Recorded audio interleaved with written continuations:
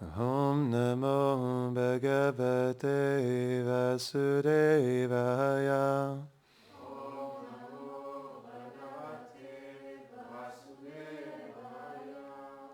Om Namo Bhagavate Vasudevaya.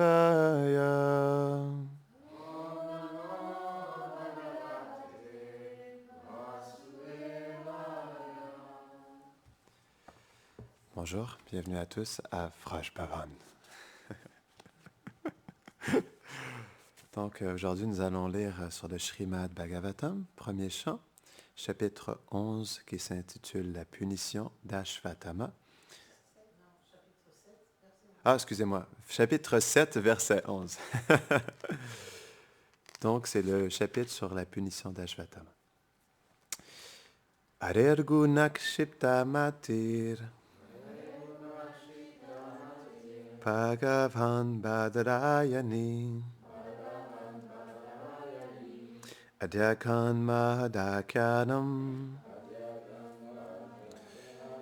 Nityam Vishnu Janapriya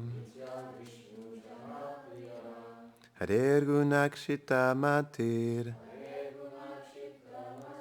Bhagavan Badarayani Adyakan Mahadakyanam Nityam Vishnu Janapriya Harirgunakshita Matir Bhagavan Badarayani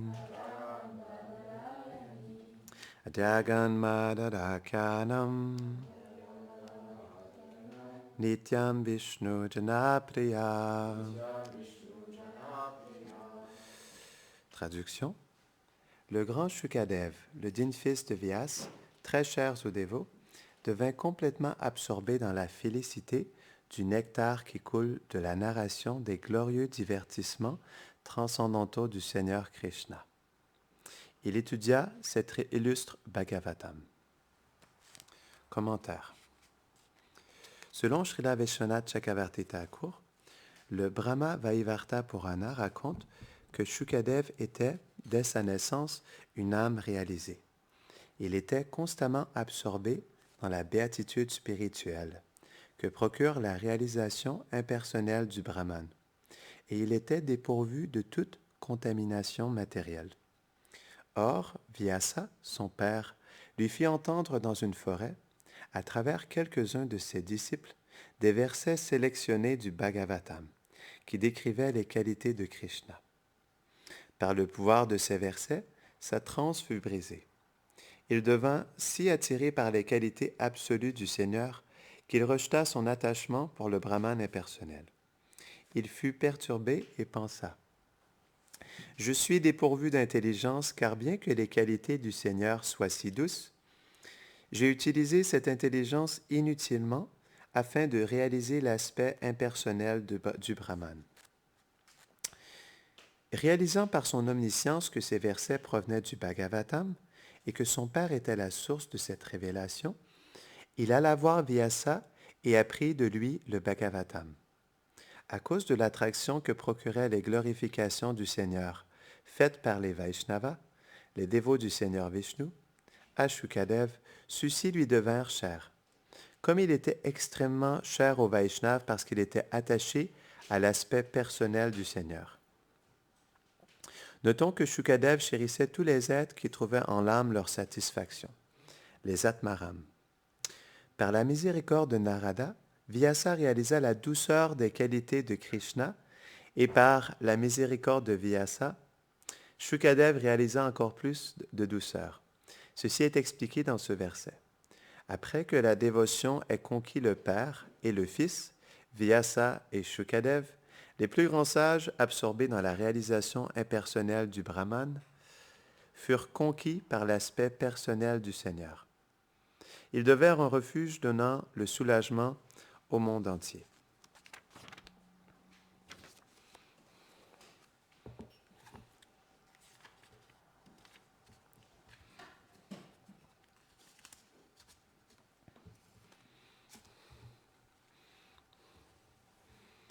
Om Jnanatimidandasya Jnananjana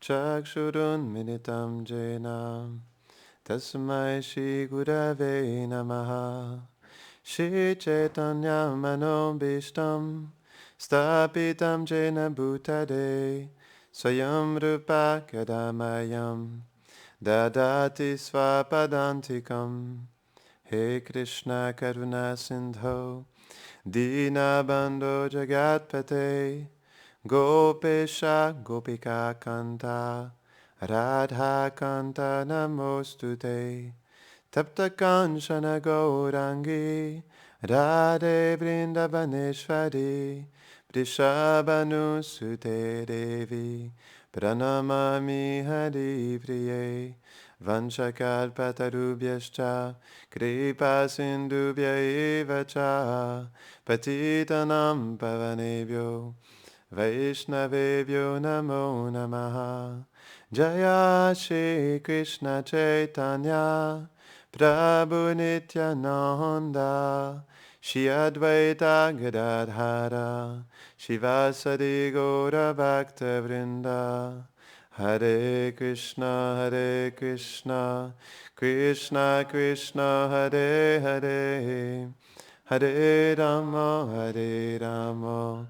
Rama Rama, Hare Hare, Hare Krishna, Krishna Krishna, Hare Hare, Hare Rama, Rama Rama, Hare Hare. Hare Krishna, Krishna Krishna, Hare Hare, Hare Rama, Rama Rama, Hare Hare.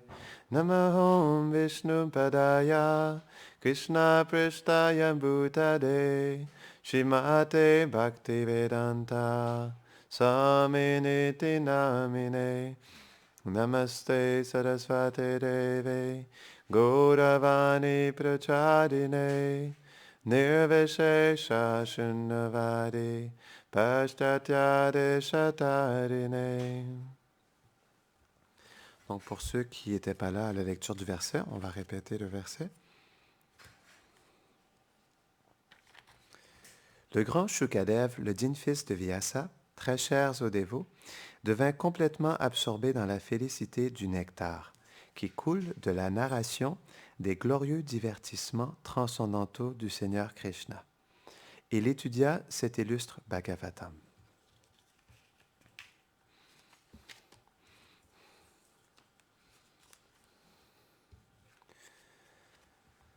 Donc, Shukadev Goswami, c'est intéressant parce que, donc, si on comprend l'histoire de Shukadev, il a passé 16 ans dans le ventre de sa mère.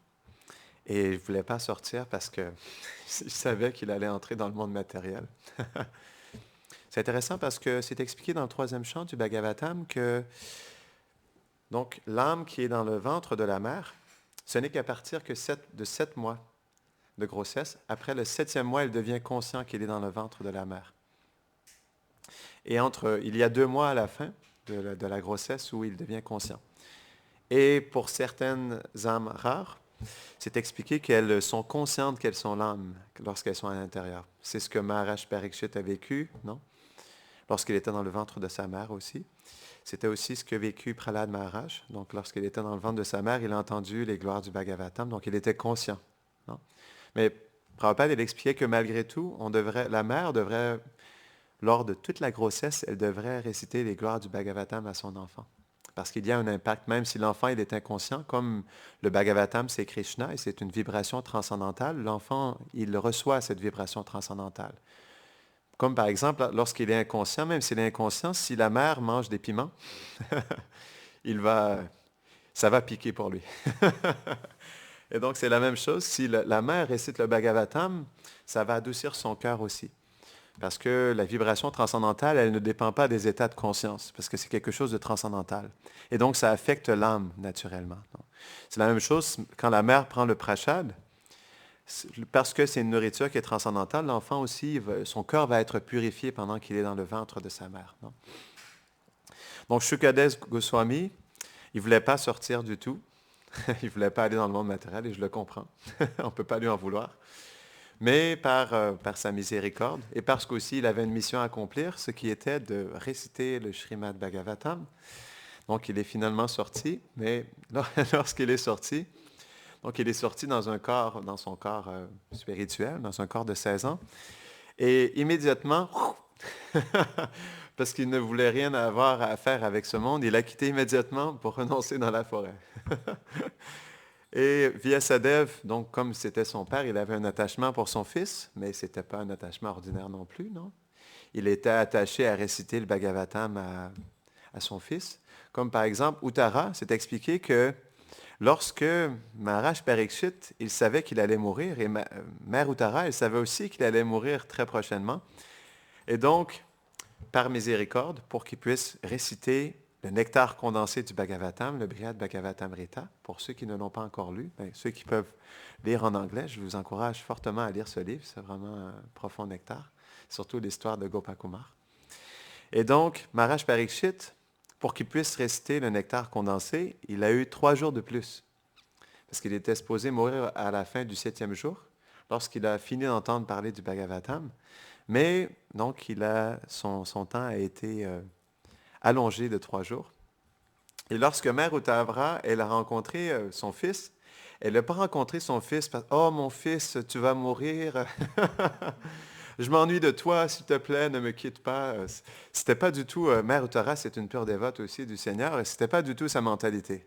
Elle a voulu rencontrer son fils seulement et uniquement, pas parce qu'il allait être mordu par le serpent Takshaka, mais parce qu'il avait entendu parler des gloires du Bhagavatam. Et c'était son inspiration. Elle a voulu rencontrer son fils pour qu'il puisse aussi lui raconter le Bhagavatam. Il lui a dit, « Mère, tu sais, il me reste, par la miséricorde, j'ai encore quelques jours de plus, mais je ne pourrais pas prendre 7 jours pour te... » Quand même, la miséricorde, elle a quand même une limite, dans le sens où mes divertissements ici, ma mission, elle est sur le point d'être accomplie et je dois partir. Mais je vais quand même, d'une manière condensée, te partager le Bhagavatam. Et donc, en 3 jours, il lui a récité les gloires du Bhagavatam. Et on comprend que lorsqu'il a terminé l'histoire de Narada Muni, non, parce que Narada Muni, il a voulu chercher à faire comprendre à travers l'histoire de Narada Muni que Narada Muni, en fait, il cherchait à comprendre qui avait reçu la plus grande miséricorde. Et finalement, on comprend que c'était les gopis de Vrindavan et, ultimement, Srimati Radharani.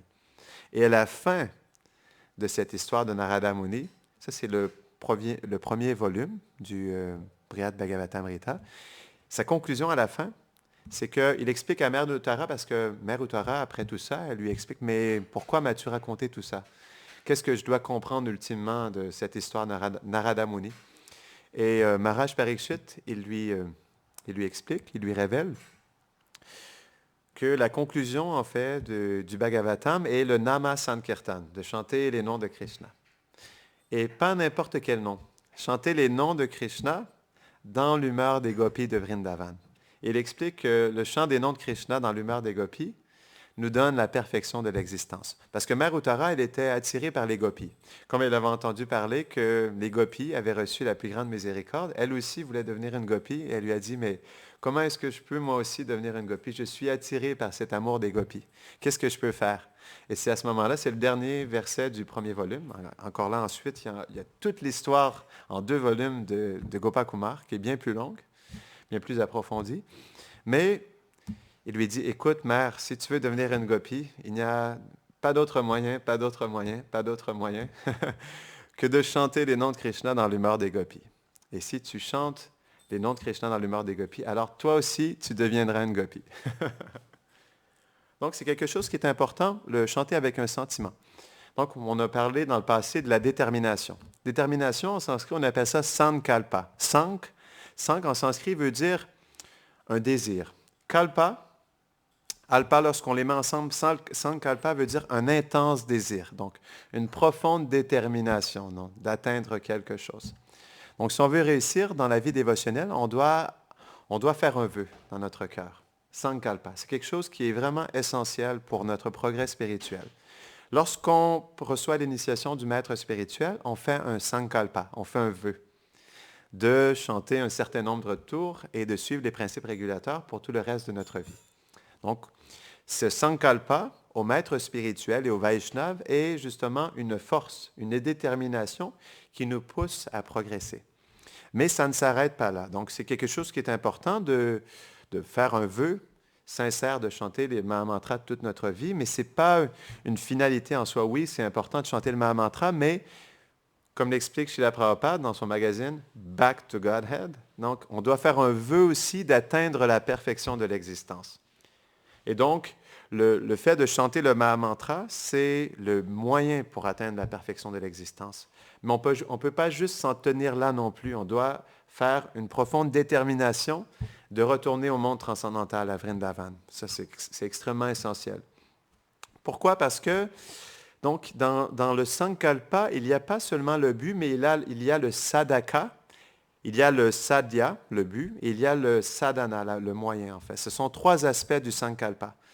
Donc, on a une détermination, donc on peut se dire, oui, un jour, j'aimerais retourner à Vraj, mais est-ce que le pratiquant, nous en personne, est-ce que nous souhaitons retourner à Vraj? Est-ce que nous avons cette détermination? Non. Et est-ce que nous appliquons un moyen pour pouvoir obtenir cette perfection? Donc, c'est important, lorsqu'on établit ce but dans notre cœur, de voir comment nous, en tant que sadhaka, qu'aspirants pour la pure des dévotions, comment est-ce qu'on se situe aussi par rapport à ce moyen et à ce but? Qu'est-ce qu'on fait pour appliquer ce moyen attentivement, ekagrata, pour pouvoir atteindre le sadhya, la perfection? Non? Donc, c'est quelque chose qui est important. Les trois doivent être en ligne. Et donc, c'est ce qui m'amène à parler aussi de l'attention, ekagrata. Parce qu'on peut chanter le Mahamantra, on peut aspirer à la pure dévotion, à Vrindavan, à entrer dans les divertissements, les doux divertissements d'amour de Radha et Krishna, mais avec quelle attention est-ce qu'on applique notre vœu? C'est ça qui est essentiel. Pourquoi? Parce que Krishna, il explique ça dans le Uddhava Gita. Il explique à Uddhava que, comme par exemple, comme un médecin applique un onguent pour purifier, ou plutôt pour guérir une maladie, lorsqu'on s'applique dans le service de dévotion, il y a une purification importante, une spiritualisation de nos sens, de notre mental, de notre intelligence, qui nous amène à nous abandonner à Krishna. Mais la spiritualisation, elle dépend de notre attention. C'est ça qui est important. Donc, le plus on va être attentif dans notre sankalpa, le plus on va spiritualiser notre existence. Prahlad Maharaj, il explique ça dans le 7e chant, dans le 7e chapitre, verset 36. Il explique que pour pouvoir justement spiritualiser notre mental, notre intelligence, notre faux ego, nos sens, on doit s'appliquer profondément. Et le plus on s'applique, le plus on purifie en fait tous ces aspects.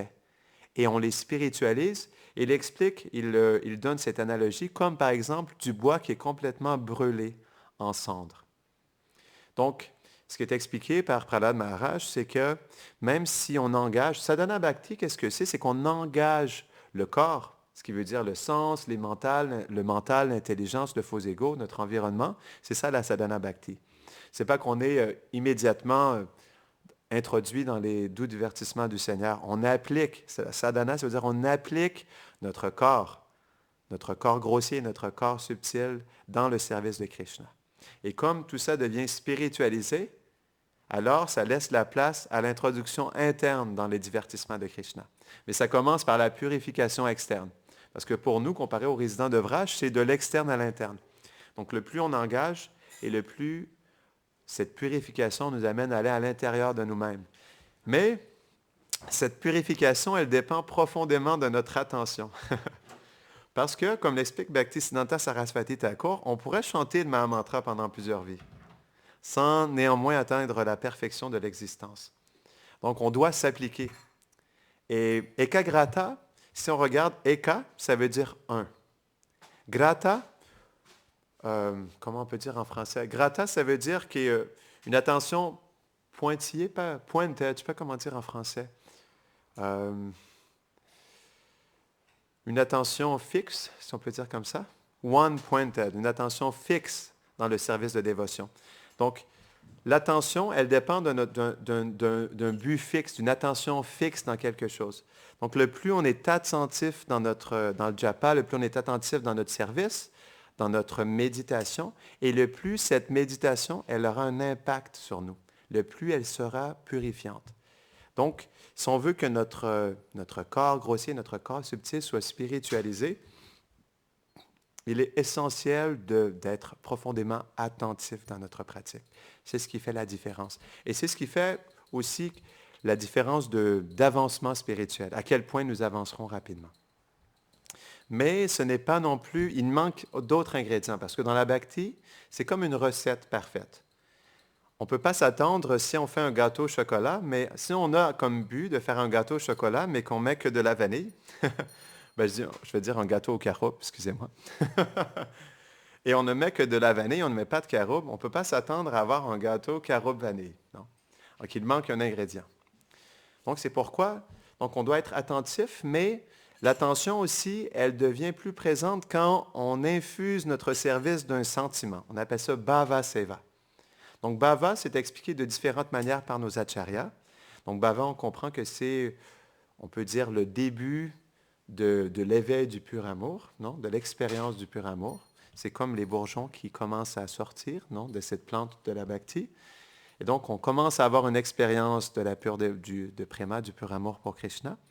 Mais bhava aussi veut dire un sentiment, parce que même pour les âmes conditionnées, donc il y a différents versets dans le Bhagavatam, dans la Bhagavad Gita, qui décrivent bhava. Donc, bhava, c'est un sentiment, mais qui peut être pour l'âme conditionnée, pour l'âme dans la pratique de dévotion, dans la sadhana bhakti, ou pour l'âme qui est dans la perfection aussi. Donc, bhava, c'est quelque chose qui est essentiel, et Bhaktivinoda Thakur, il explique ça dans le Harinam Chintamani, que lorsqu'on chante avec sentiment, ça devient immédiatement une autre qualité de chant. Parce qu'avec le sentiment vient une profonde méditation sur notre relation avec Krishna. Parce que, comme on expliquait dans le passé, comme l'explique aussi Ramanujacharya dans la psychologie de la bhakti, c'est qu'en réalité, on perçoit que le sentiment, c'est ce qui domine en nous.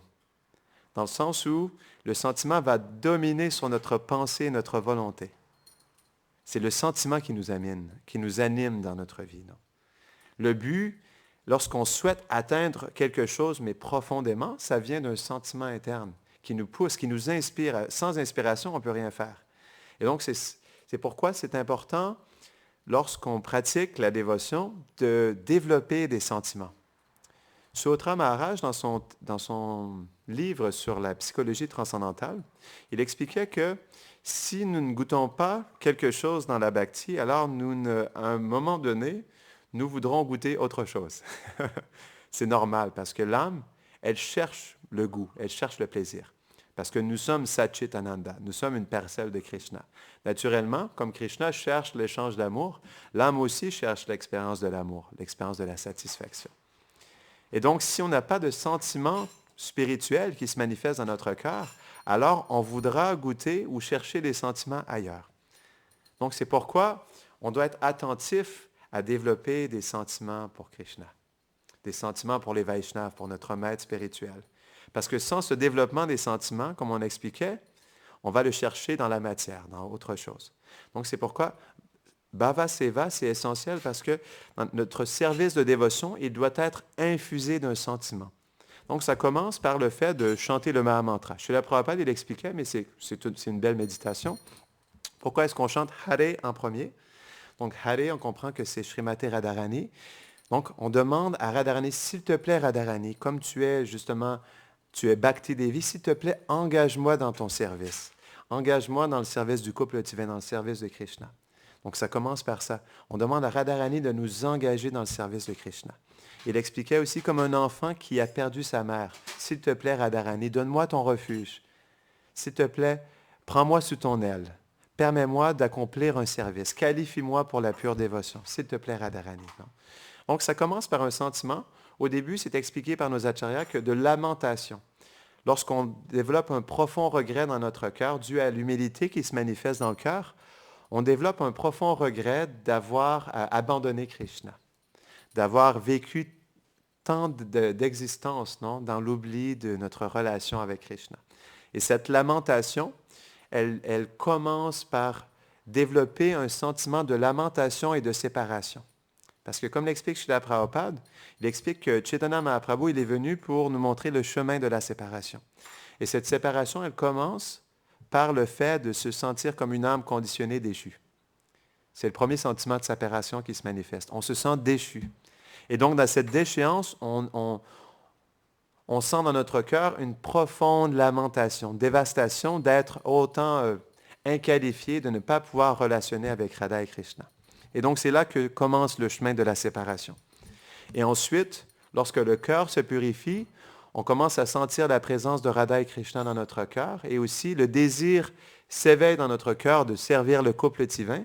Et dans cet éveil, graduellement, on développe un sentiment de séparation du couple divin, de leur divertissement, non?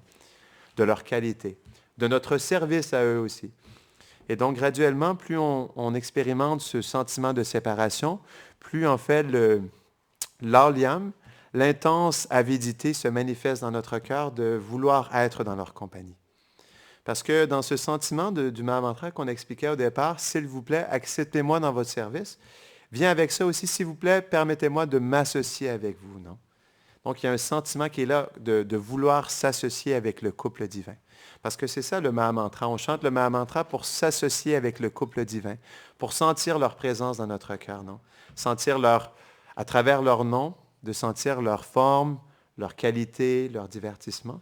Et ça, c'est important. Donc, parce que la méditation, elle va s'intensifier à travers le sentiment. Le sentiment de séparation nous pousse à vouloir s'associer avec le couple divin. Et ça se fait à travers le Mahamantra.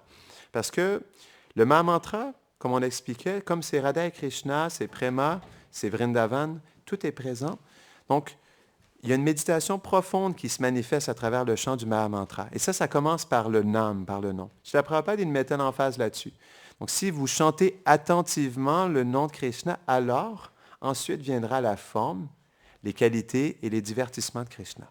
Donc, on appelle ça Nam Bhajan. Ça commence par le chant du Saint, de s'absorber, d'être attentif à la vibration du Mahamantra.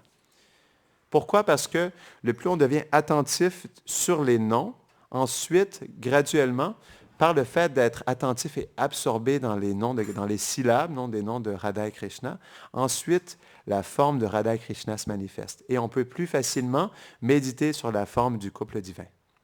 Donc, plus à travers notre chant, on s'absorbe sur la forme du couple divin, et plus parce que, justement, de leur forme sont manifestées toutes leurs qualités, parce que la qualité première, on pourrait dire, du corps de Krishna est sa beauté, et de sa beauté est manifestée toutes ses qualités. Donc, à travers la méditation sur la forme, viennent toutes les qualités du couple divin. Et naturellement, des qualités, ça se présente comment? Ça se manifeste à travers les divertissements. Donc, le plus on médite sur les qualités, et le plus naturellement, on voudra méditer sur comment ces qualités se manifestent dans leurs échanges à Vrindavan, non? Ensuite vient leurs associés. Et c'est ça qui est essentiel, c'est ce sentiment-là, il nous pousse à entrer dans une méditation, à être attentif pour recevoir la miséricorde. Parce que même si nous sommes déterminés, même si nous sommes attentifs, même si nous avons des sentiments pour le couple divin, si nous ne recevons pas leur douce miséricorde, nous ne pouvons pas entrer dans le monde de la transcendance. Donc, la transcendance, où on explique, par exemple, Bhava, si on veut entrer à Bhava et plus, pour pouvoir entrer dans ces niveaux supérieurs de la dévotion, dans la dévotion spontanée, extatique, d'œuvrage, on doit recevoir la douce miséricorde du couple divin. Mais pour pouvoir attirer cette miséricorde, Sankalpa, Ekagrata, non? Bhava Seva est essentiel pour recevoir la kripa, la miséricorde. Donc ça, c'est notre responsabilité. Donc, ultimement, pour pouvoir être introduit dans la transcendance, on doit attendre la douce miséricorde du couple divin, mais pour nous, on doit méditer sur le fait de comment avoir un sankalpa, un vœu puissant, non? qui prend de la maturité avec l'attention et aussi le fait d'infuser des sentiments dans notre service. C'est à travers ça aussi qu'on attire la miséricorde du couple divin. Parce que, ultimement, comme explique Srila Prabhupada, ça dépend ultimement de leur douce volonté. Comme Krishna est une personne, il décide comment il donne sa miséricorde. S'il veut la donner ou pas. Ou à quel moment il veut la donner aussi. Parce que Krishna est une personne, mais nous aussi, nous sommes des personnes. Et on peut pétitionner Krishna étant des personnes, non? on peut, dans cet échange d'amour avec Krishna, on peut le pétitionner profondément, de bien vouloir de répandre sa miséricorde sur nous pour pouvoir graduellement devenir qualifié justement à développer cette relation avec le couple divin. Non? Mais on doit pétitionner intensément. Et on expliquait, ça commence par cette lamentation, cette profonde lamentation d'être déchu. Et ensuite, lorsque ça prend de la maturité, on médite justement sur les sentiments du couple divin et on développe cette séparation justement avec les habitants de Vraj, en voulant suivre dans les traces d'un habitant de Vraj. Non? Mais on doit pétitionner profondément dans notre cœur pour que Krishna veuille bien, s'il le souhaite, s'il le désire, un bon jour, pouvoir déverser sa miséricorde sur nous. Mais c'est pourquoi on doit prendre un sankalpa sérieux. On doit montrer à Krishna que nous sommes déterminés. On expliquait donc que la conclusion de la dévotion est Kevala Bhakti. Non? on avait pas affirmé, mais on avait conclu, non, que pour pouvoir retourner au monde spirituel, on doit tout abandonner à Krishna. Ce qui veut dire on doit être prêt à tout perdre. Absolument tout perdre si on veut pouvoir être introduit au monde transcendantal. Et ça se fait dans une détermination. Donc, on doit prouver à Krishna qu'on est prêt à tout perdre, justement, pour pouvoir atteindre, justement, cette perfection. Qu'on est prêt à tout accepter. Et ça se fait dans une détermination. C'est comme, par exemple, le fait de suivre l'instruction du maître spirituel. C'est expliqué par nos acharyas que même si l'instruction du maître spirituel ne nous convient pas du tout, on doit quand même, parce que l'instruction du maître spirituel est notre perfection, non? Parce qu'à travers sa miséricorde, on reçoit la miséricorde de Krishna, comme l'explique le chant de Narottam Das Thakur qu'on chante à tous les matins. Non, excusez-moi, de Vishwanath Chakravarti Thakur, non? Le Gurvastakam. Le dernier verset. Yasya prashado, bhagavat prashado. Sans la miséricorde du maître spirituel, on ne peut pas recevoir la miséricorde de Krishna. Non? Mais donc, le point dans tout ça, c'est que on prend une détermination et aussi, comme on expliquait, l'instruction du maître spirituel, elle est tellement importante parce que si on est déterminé, peu importe les défis, les épreuves, si on est déterminé à s'abandonner aux instructions du maître spirituel, alors vient aussi la mise en pouvoir. C'est ça qui est important parce que, donc le maître spirituel, il est une incarnation de la miséricorde de Krishna. Et comme en fait, il est mis en pouvoir par Krishna, il peut donner la miséricorde de Krishna. C'est ça qui est important. Parce qu'on cherche tellement cette miséricorde de Krishna, mais on peut la recevoir tellement personnellement et profondément à travers la miséricorde du maître spirituel. Donc, on doit voir aussi, donc on doit être déterminé, pas juste dans notre sadhana, mais dans le but de suivre l'instruction de notre maître spirituel. Quel est le désir de notre maître spirituel et comment satisfaire son désir? Comment répondre à ses désirs, non? C'est ce qui va aussi attirer la miséricorde.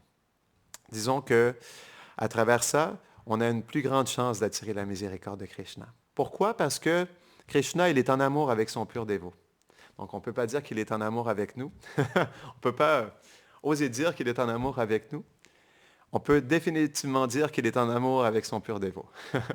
Un jour, il sera en amour avec nous, mais ça se fait à travers justement la purification. Lorsqu'on montre à Krishna que notre cœur, il est prêt à le recevoir, non? Mais avant ça, comme Krishna il est en amour avec son pur dévot, on peut comprendre que si le pur dévot nous affectionne et nous partage sa miséricorde, Krishna aussi nous affectionnera et nous partagera sa miséricorde. Donc ça, on pourrait dire, c'est le secret d'obtenir la miséricorde, non? Plus facilement. Donc on va terminer ici. Est-ce qu'il y a des questions ou des réflexions avant qu'on termine la classe? Grantara Srimad Bhagavatam Ki Jai.